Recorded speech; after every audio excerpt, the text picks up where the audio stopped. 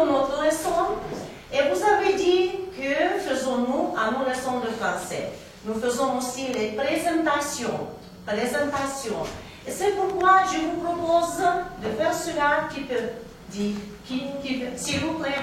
Maintenant, nous allons vous montrer notre présentation qui a pour titre Les châteaux de la France. Victorine, je te donne la parole. Merci, bien.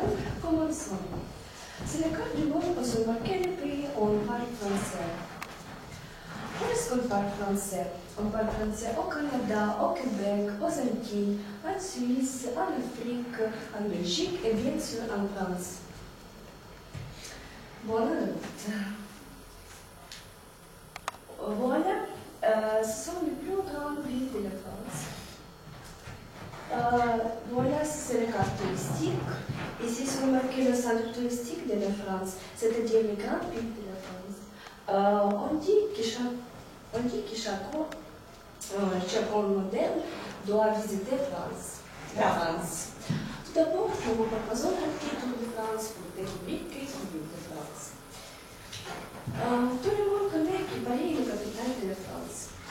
Et le plus grand exemple, Paris s'appelait Lutèce. C'était alors un petit village tandis de la cité au milieu de la Seine. Ensuite, les habitants de l'île, les Parisiens, ont donné à ce village son nom de Paris. Paris n'est pas une ville pour Paris, où les gens, même sont les habitants eux-mêmes, les Parisiens sont différents. Après Rome, Paris est la ville la plus célèbre pour la beauté de ses monuments, de ses musées, de son architecture. Paris est la capitale de la France. C'est le plus grand, belle et riche ville du pays. Le centre politique, administratif, social, commercial, industriel, culturel, touristique et artistique. Paris est situé sur la Seine. La Seine divise la ville en deux parties, la rive gauche et la rive droite. À côté de lui, il y a beaucoup de beaux ponts, vieux et modernes.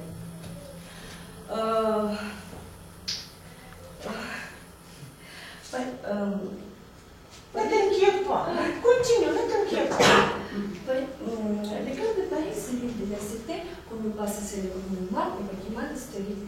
Ce sont le plus célèbre cathédrale gothique Notre-Dame de Paris, le palais de la Justice.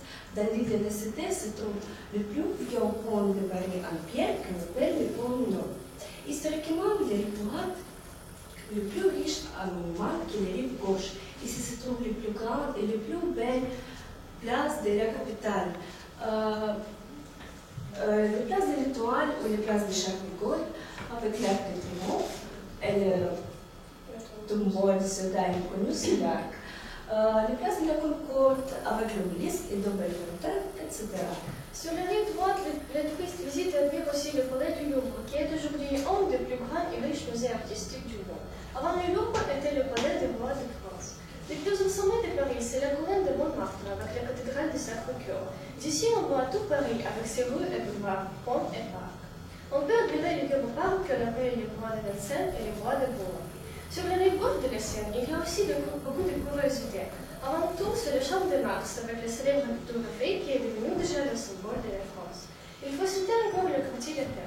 Au centre de ce quartier se trouve le célèbre Université de Paris-la Sorbonne, qui a déjà 7 siècles. Dans le quartier latin, tout près de la Sorbonne sont situés la Bibliothèque nationale, une des plus grandes et riches bibliothèques du monde, le Panthéon, le célèbre mausolée où se trouve le tombeau du grand homme de France, Voltaire, Victor Hugo, Émile Zola et autres. Le beau palais du Luxembourg avec le jardin de Luxembourg célébré par Joël Bessel.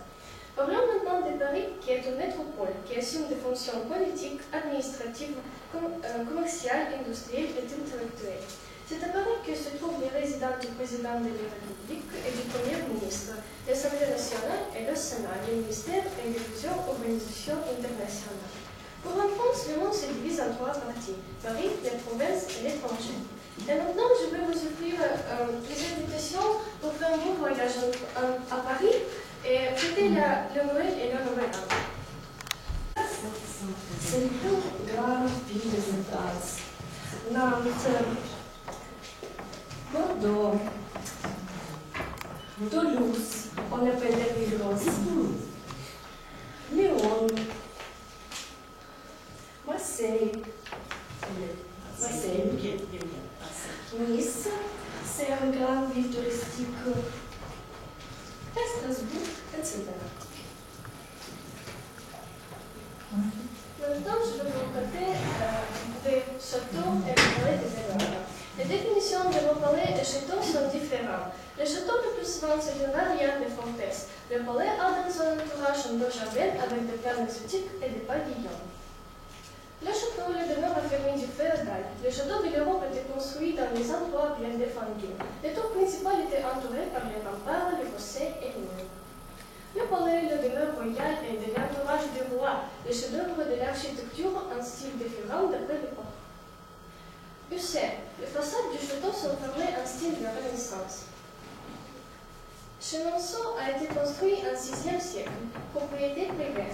On dit que Chenonceau c'est le château des dames. Blois a été construit au XVIIe siècle, comme chef-d'œuvre de la Renaissance française. Chambord a été édifié en 6e siècle, propriété de l'État le plus vaste des châteaux de la Loire. Léonard de Vinci a mis son génie à la disposition de Chambord. Nous avons vous raconté en bref des grandes villes de France et des célèbres châteaux français. Merci bien Pour votre attention.